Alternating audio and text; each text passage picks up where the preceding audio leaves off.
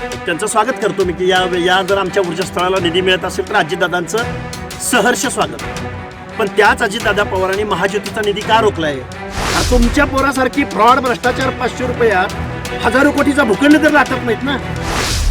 यांच्या जयंतीच्या निमित्तानं तमाम महाराष्ट्रामधील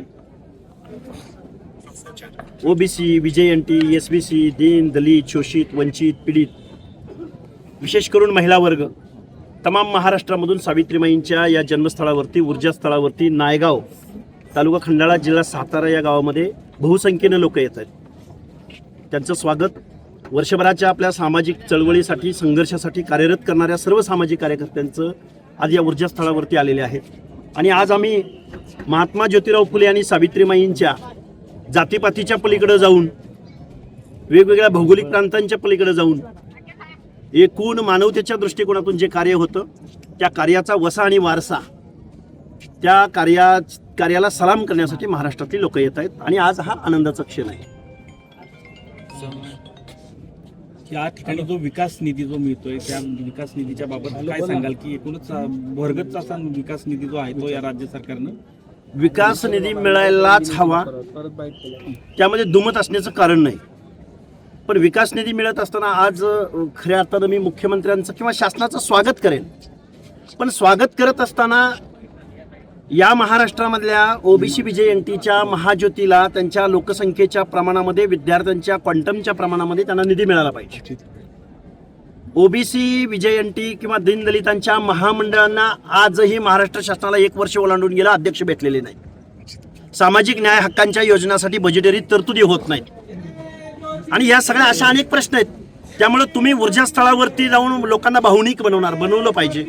ऊर्जास्थळांचा विकास झाला पाहिजे.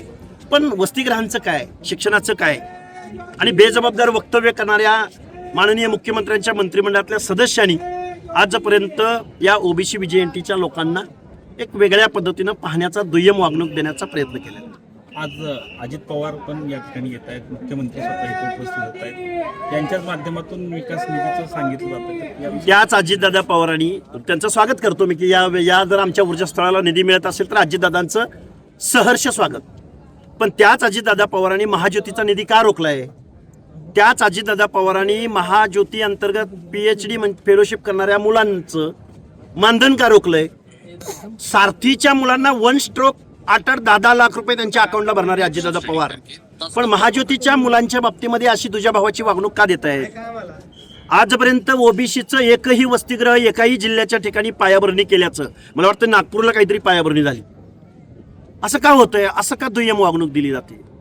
त्यामुळे ऊर्जास्थळावर येणं ही त्यांची जबाबदारी आहे. आम्ही त्यांच्यावरती जबाबदारी टाकलेली आहे. पण 1% पलीकडे जर ओबीसीना बजेटरी तरतूद जात नसेल तर मग आम्हाला भावनिक करताय का तुम्ही?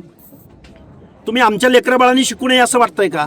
अजितदादा पवार नेहमी म्हणतात की स्कॉलरशिपसाठी एका घरातली 5-5 पोरं PhD करतायत. अरे ह्यात वावगं काय आहे? उलट अभिमान वाटला पाहिजे महाराष्ट्राचा उपमुख्यमंत्री म्हणून किंवा महाराष्ट्राचे केअरटेकर म्हणून तुम्हाला अभिमान वाटला पाहिजे की एका घरातली पोरं 5-5 पोरं PhD करतायत. अरे तुमच्या पोरासारखी फ्रॉड भ्रष्टाचार 500 रुपयात हजारो कोटीचा भूखंड तर लाटत नाहीत ना. हे परखडपणे बोलावं लागेल. अरे सावित्रीमाई आणि महात्मा ज्योतिराव फुले सामाजिक न्यायासाठी, बंधुतेसाठी अख्खी हयात घालवलेली माणसं त्यांच्या ऊर्जास्थळावरती येत असताना आपण कसे वागतो आहोत? या पवित्र स्थळावरती आपल्याला येण्याचा नैतिक अधिकार आहे का? हे राज्यकर्त्यांनी स्वतःचं आत्मपरीक्षण केलं पाहिजे.